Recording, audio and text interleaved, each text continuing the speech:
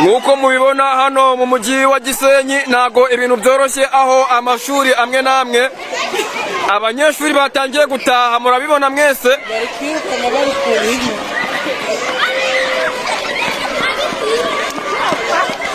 Ntago byoroshye nk'uko mubibona. Igisenyi.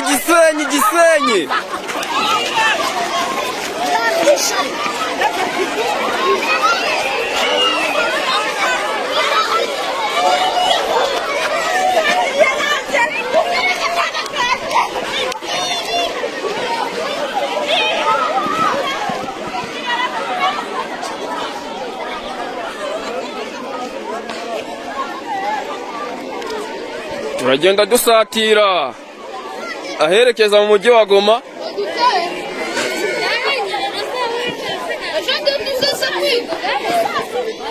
Nk'uko mubyumva hano turi mu murenge wa Nyamyumba.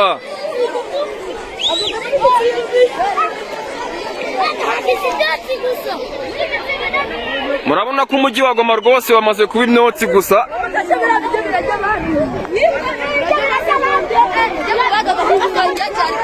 Ntabwo uri kugaragara neza.